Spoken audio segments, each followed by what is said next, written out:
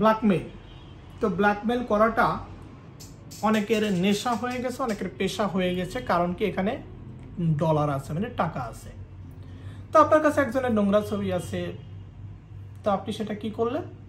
সেটা দেখিয়ে তাকে বলতেছেন এটা আমি নেটে ছেড়ে দিব, ভাইরাল করে দিব, হয় টাকা দাও, না হয় এটা দাও, সেটা দাও, এটা দাও, সেটা দাও, হুমকি ধামকি দিচ্ছেন।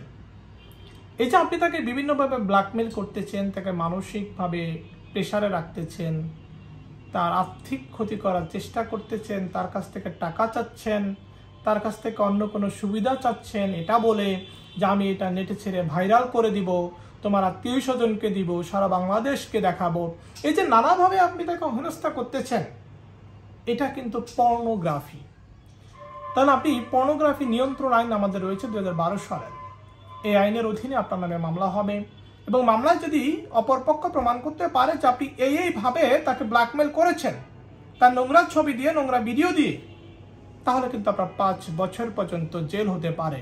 এই কারণে কারো নোংরা ছবি বা নোংরা ভিডিও দিয়ে ভাইরাল করার নাম করে তাকে ব্ল্যাকমেল করার আগে শতবার ভাববেন। যদি আপনার নামে মামলা হয় তাহলে আপনার 5 বছর পর্যন্ত জেল খাটা লাগতে পারে, যদি অপর পক্ষ যথাযথ প্রমাণ দিতে পারে যে আপনি এইভাবে তাকে ব্ল্যাকমেল করেছেন।